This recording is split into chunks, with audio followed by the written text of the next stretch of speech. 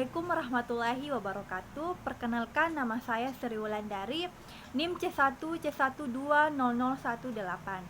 Di sini saya akan menjelaskan materi tentang implementasi strategi pembelajaran berbasis masalah dan upaya pemecahannya. Nah, yang pertama yaitu hakikat masalah dalam SPBM adalah gap atau kesenjangan antara situasi nyata dan kondisi yang diharapkan atau antara kenyataan yang terjadi dengan apa yang diharapkan.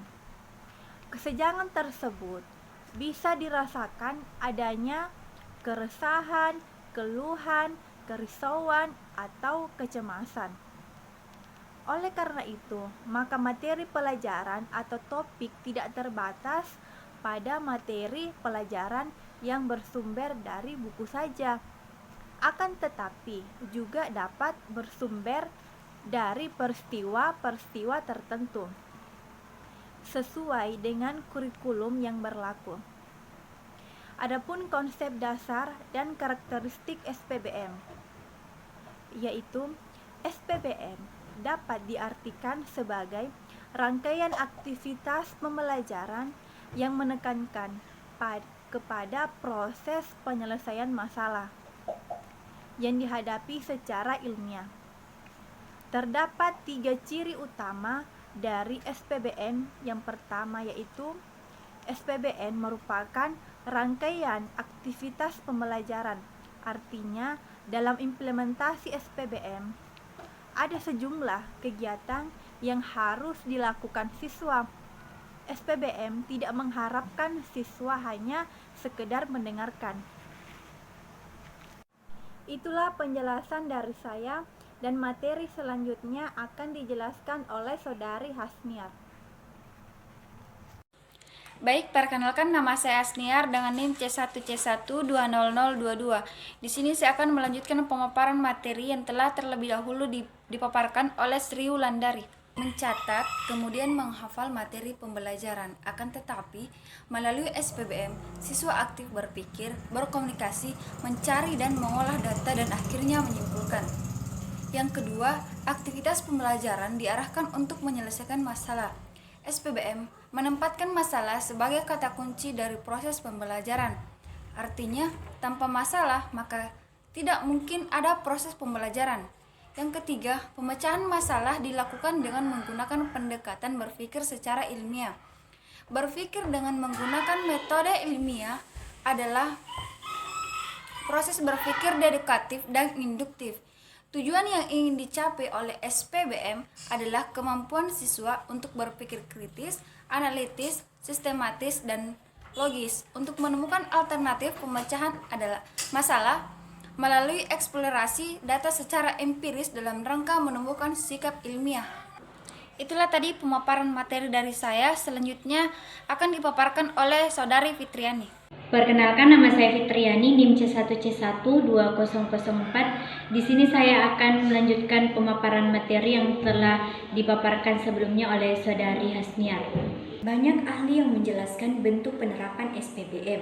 John Dewey, seorang ahli pendidikan berkebangsaan Amerika, menjelaskan 6 langkah SPBM yang kemudian dia namakan metode pemecahan masalah atau problem solving, yaitu yang pertama, merumuskan masalah, yaitu langkah siswa menentukan masalah yang akan dipecahkan. Yang kedua, menganalisis masalah, yaitu langkah siswa meninjau masalah secara kritis dari berbagai sudut pandang. Yang ketiga, merumuskan hipotesis, yaitu langkah siswa merumuskan berbagai kemungkinan pemecahan sesuai dengan pengetahuan yang dimilikinya. Yang keempat, mengumpulkan data, yaitu langkah siswa mencari dan menggambarkan informasi yang diperlukan untuk pemecahan masalah. Yang kelima, pengujian hipotesis, yaitu langkah siswa mengambil atau merumuskan kesimpulan sesuai dengan penerimaan dan penolakan hipotesis yang diajukan. Yang keenam, merumuskan rekomendasi pemecahan masalah, yaitu langkah siswa menggambarkan rekomendasi yang dapat dilakukan sesuai dengan rumusan hasil pengujian hipotesis dan rumusan kesimpulan. Itulah tadi pemaparan materi dari saya. Selanjutnya akan dilanjutkan oleh Saudari Inul Aprilia. Perkenalkan, nama saya Inul Aprilia, NIM C1C12010. Baik, saya akan melanjutkan pemaparan materi yang telah dipaparkan oleh Saudari Fitriani, yaitu mengenai merumuskan masalah bahan pelajaran dalam bentuk topik yang dapat dicari dari kesenjangan. Selanjutnya, kita difokuskan pada masalah apa yang dianggap pantas untuk dikaji. Rumusan masalah sangat penting sebab selanjutnya akan berhubungan dengan kejelasan dan kesamaan persepsi tentang masalah berkaitan dengan data-data yang harus dikumpulkan untuk menyelesaikannya. Kemampuan yang diharapkan dari siswa dalam langkah ini adalah siswa dapat menentukan prioritas masalah. Siswa dapat memanfaatkan pengetahuannya untuk mengkaji, merinci, dan menganalisis masalah sehingga pada akhirnya muncullah rumusan masalah yang jelas, spesifik, dan dapat dipecahkan. Selanjutnya, merumuskan hipotesis. Sebagai proses berpikir ilmiah yang merupakan kepanduan dari berpikir deduktif dan induktif, maka merumuskan hipotesis merupakan langkah penting yang tidak boleh ditinggalkan.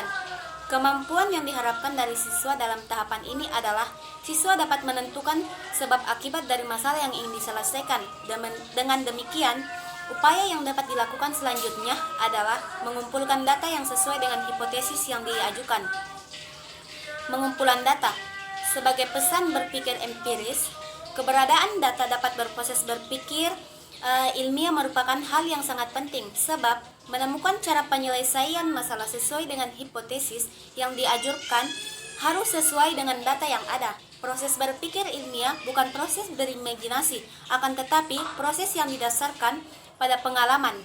Oleh karena itu, dalam tahapan ini, siswa didorong untuk mengumpulkan data yang relevan. Kemampuan yang diharapkan pada tahap ini adalah kecakapan siswa untuk mengumpulkan dan memilih data, kemudian memetakan dan menyajikan dalam berbagai tampilan sehingga mudah dipahami. Sekian dan terima kasih. Itulah tadi pemaparan materi dari kelompok 3. Sekian dan terima kasih. Wassalamualaikum warahmatullahi wabarakatuh.